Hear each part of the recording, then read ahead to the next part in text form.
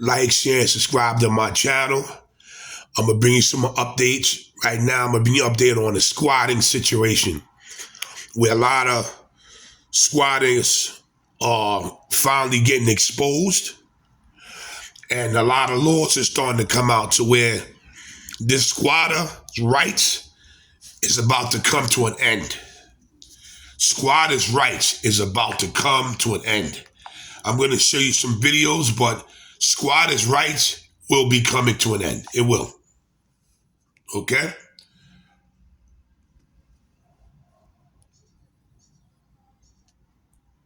There's a lot of problems with the squatters' rights. A lot of problems with the squatters' rights. But now it's starting to come to a head. I'm going to show you some videos. But this is about to come to an end. Police got a call about a man with a gun just footsteps away from a school across the street. When they arrived, they chased 24-year-old Hector de Sosa Villalta, believed to be from Venezuela, into the basement of the home here at 3259 Hull Avenue. Well, that's where cops arrested him along with 7 others. Another man, 22-year-old Javier Alborno, tried to get away from the apartment with another weapon before he was also arrested. Now, when a search warrant was in place, investigators recovered 2 more loaded guns, 3 loaded extended magazines, and a box of ammunition with a bag of ketamine mixed with cocaine. Now, De Sousa Villalta and 8 others were charged with criminal possession of a weapon, criminal possession of controlled substance, and acting in a manner injurious to a child. All but 2 were released without bail. Now, De Sousa Villalta was arrested with attempted murder for shooting someone else in the leg. Now, this was all from another dispute that happened over in Yonkers. As for these other suspects, they are also being investigated in terms of another robbery pattern that they're seeing in Bergen County. Police got a call about a man with a gun just... Now, the one that was caught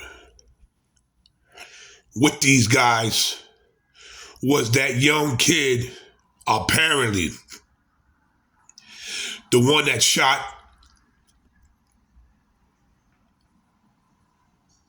a Brazilian tourist. And it's always Venezuela. This Venezuela stuff got to stop. But I have more for you. The squatter stuff is getting out of hand. It is.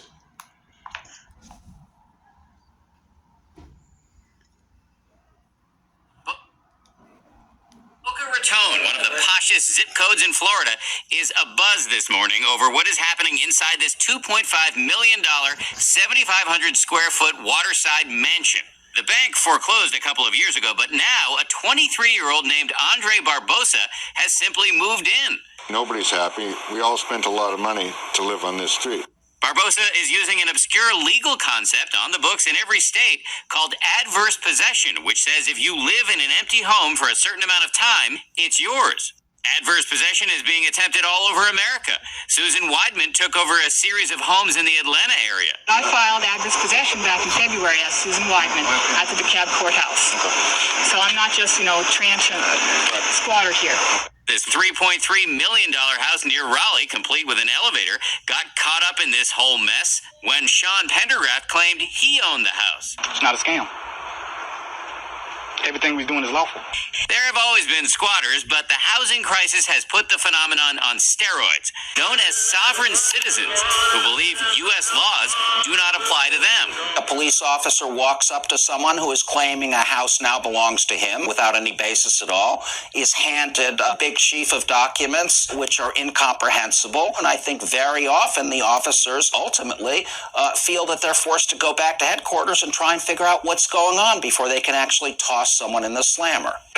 They're the enemy of anybody who wants to live free. One expert on sovereigns found evidence to suggest that Andre Barbosa, in that mansion in Boca Raton, is connected to a sovereign group called Divine Province, based on the language Barbosa used to justify moving into the mansion and the fact that his name is on the group's website.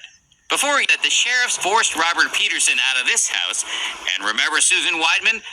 Arrested for racketeering, and Sean Pendergraft also arrested for obtaining property by false pretense. All the legal arguments he may make or the documents he may file, will all end up leading to the same conclusion, and that is that he gets kicked out because he has no legal right to be there.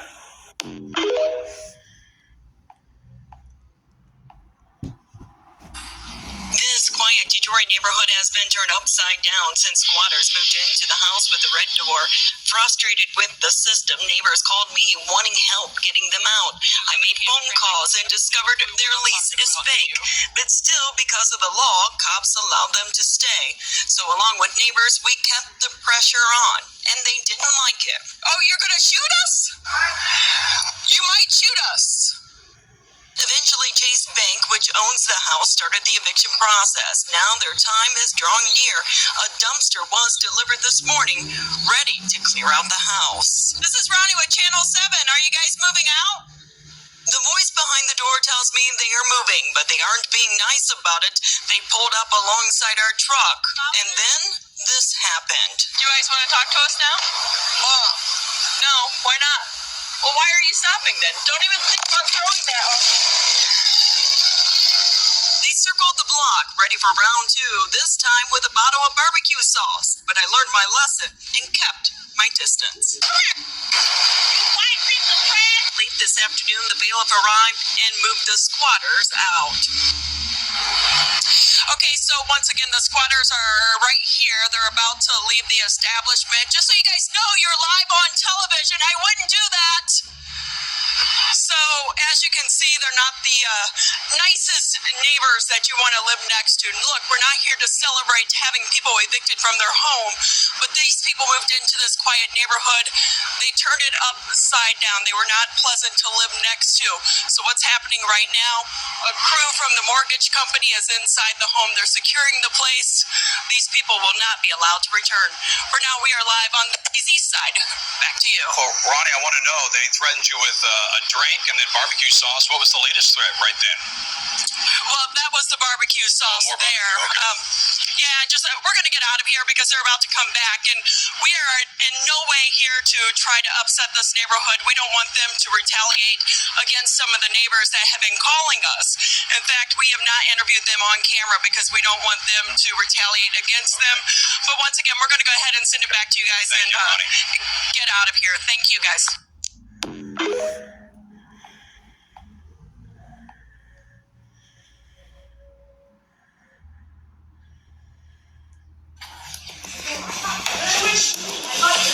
Excuse me, who lives here? Who lives here? Who lives here?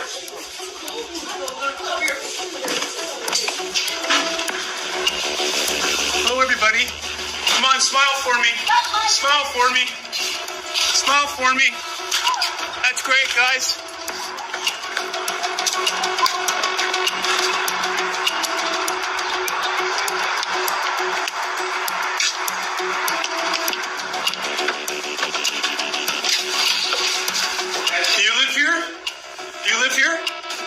What are you guys doing in here?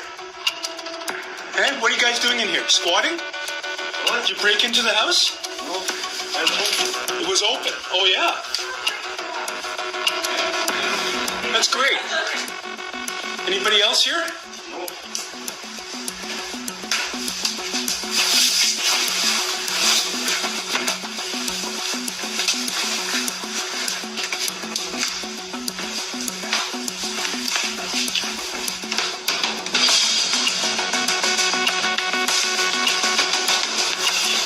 See ya.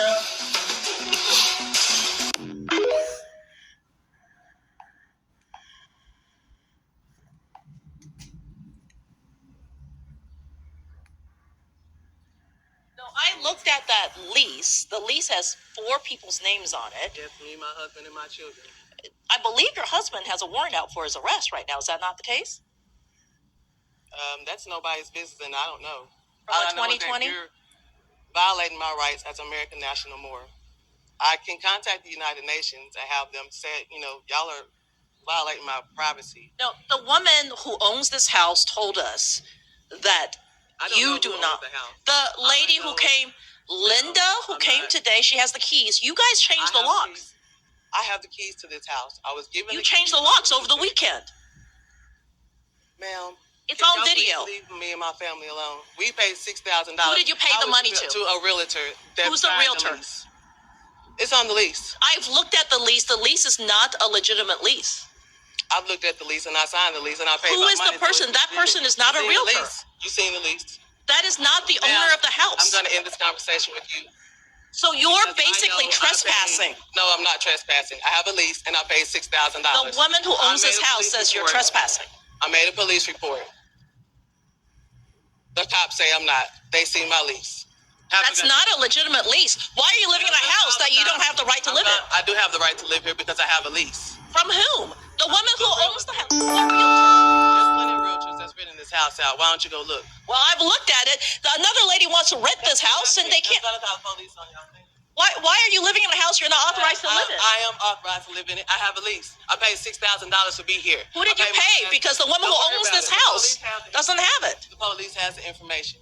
And you're harassing me and my family. And I will call the police on you. Thank you.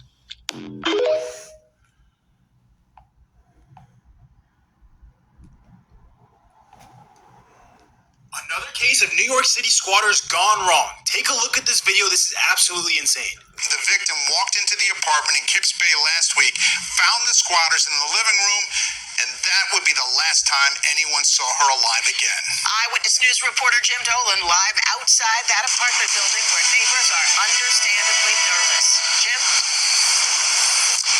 Sandra, Natalie Vitale was murdered inside apartment 19A in this Kips Bay building. To get to that apartment, to get to that floor, you need a special key for the elevator. Police now believe the two people who killed her somehow got hold of that key and used it to stay in the apartment while she was away until Ms. Vitale unexpectedly came home and found them there. Nadia Vitale came to the apartment to prepare it for a visitor who was coming soon. Police have spent a week investigating the case and now say she was murdered brutally by a man and a woman who were squatters in her apartment. And it's all on the tape. I was shocked to find out from the detectives that they had been there since Sunday. Now, video surveillance police have not yet released shows a man and a woman police believe to have been squatters going in and out of apartment 19A since early March. The apartment was owned by 52-year-old Nadia Vitale.